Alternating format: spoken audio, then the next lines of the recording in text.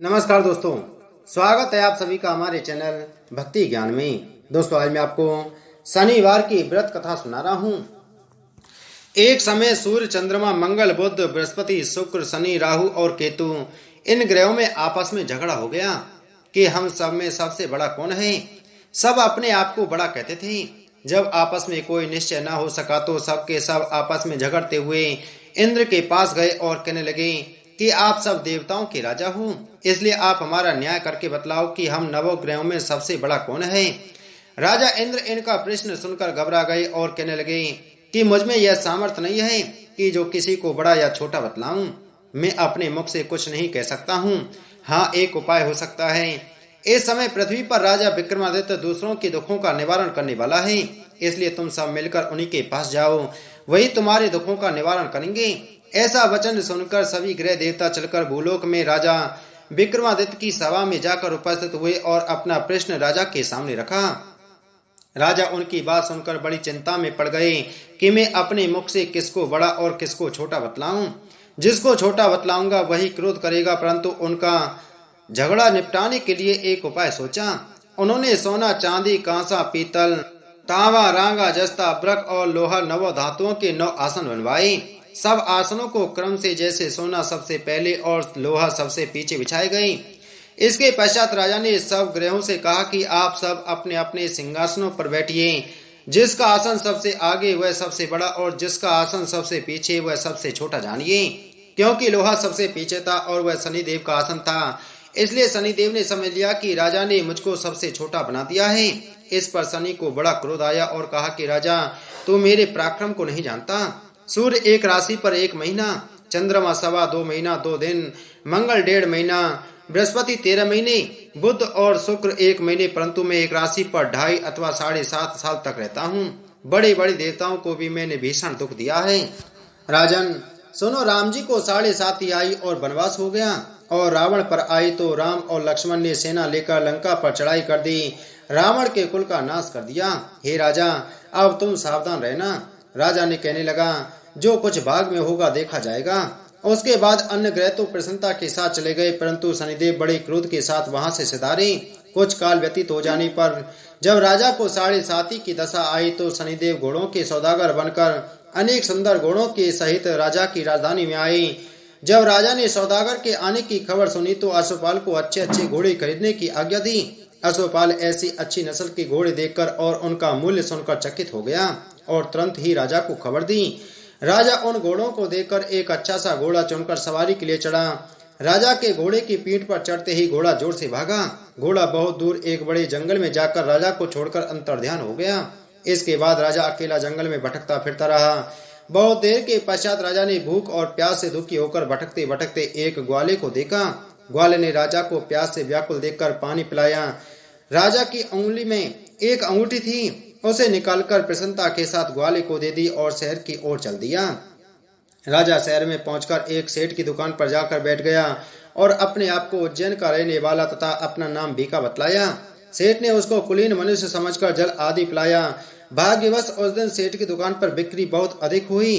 तब सेठ उसको भाग्यवान पुरुष समझकर भोजन कराने के लिए अपने साथ ले गया।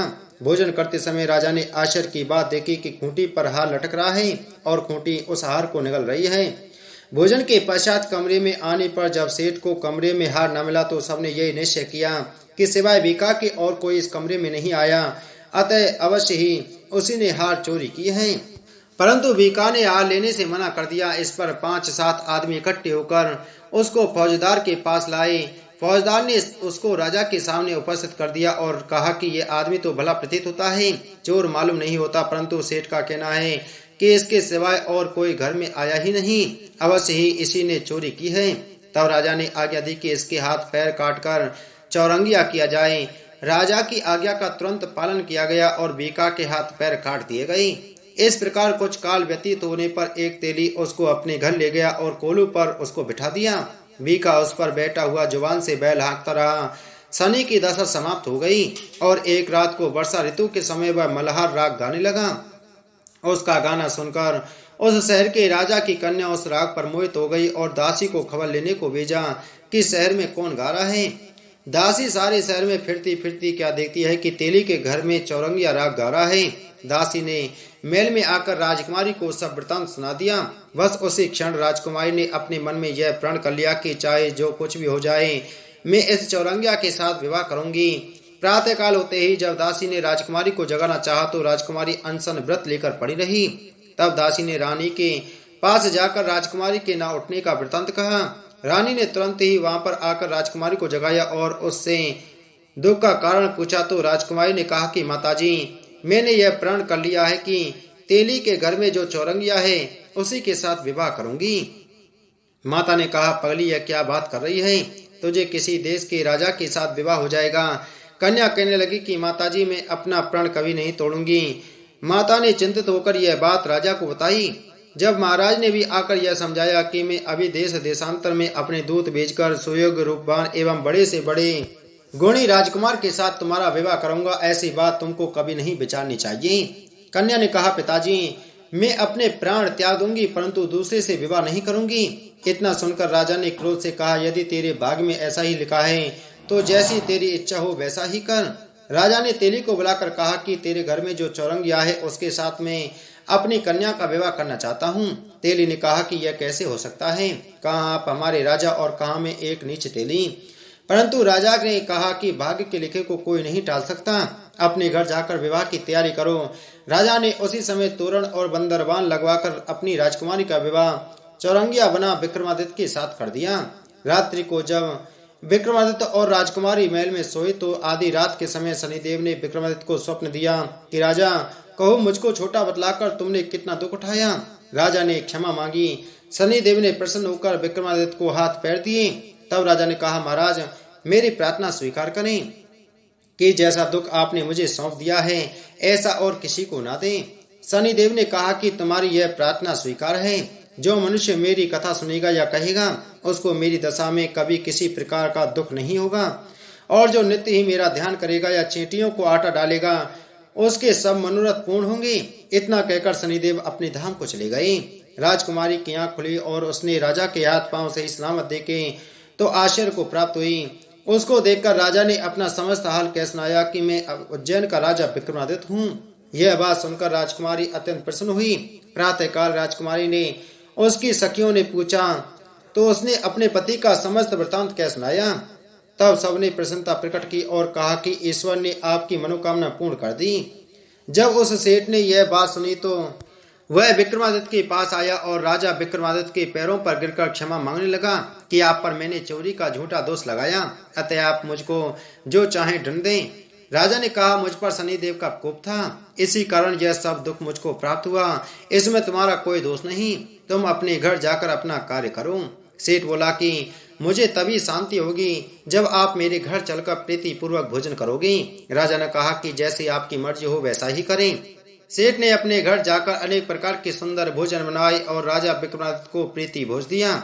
जिस समय विक्रमादित्य भोजन कर रहे थे, एक अत्यंत आश्चर्य की बात सबको दिखाई दी। जो खूंटी पहले हार निकल गई थी, अब वह हार उगल रही है। जब भोजन समाप्त हो गया तो सेठ ने हाथ जोड़कर बहुत सी मोहरें राजा को भेंट की और कहा कि मेरे सिकंबर नामक एक कन्या है, उसका प्राणी ग्रहण आप करें। उसके बाद सेठ ने अपनी कन्या का विवाह राजा के साथ कर दिया और बहुत सा दान दहेज आदि दिया।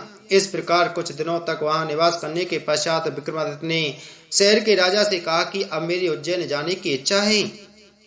फिर कुछ दिन के बाद विदा लेकर राजकुमारी मन भावनी सेठ की कन्या सिकंबरी तथा दोनों जगह के दहेज में प्राप्त अनेक दास दासी रथ और पालकियां सहित विक्रमादित्य उज्जैन की तरफ चले। जब शहर के निकट पहुंचे और प्रवासियों ने राजा के आने का संवाद सुना तो समस्त उज्जैन की प्रजा आगवानी के लिए आई। तब बड़ी प्रसन्नता से राजा अपने महल में पधारे। सारे शहर में बड़ा भारी महोत्सव मनाया गया और रात्रि को दीपमाला की गई। दूसरे दिन राजा ने शहर में यह सूचना कराई कि शनिश्चर देवता सब ग्रहों में सर्वोपरि हैं। मैंने इनको छोटा बतलाया, इससे मुझको यह दुख प्राप्त हुआ। इस कारण सारे शहर में सदा शनिश्चर की पूजा और कथा होने लगी। राजा और प्रजा अनेक प्रकार की सुख भोगती रही। जो कोई शनिश्चर की इस कथा को पढ़ता या सुनता है, शनिदेव की कृपा से उसके सब दुख दूर हो जाते हैं। शनिवार की कथा को व्रत के दिन अवश्य पढ़ना या सुनना चाहिए। बोलो शनिदेव भगवान की जय।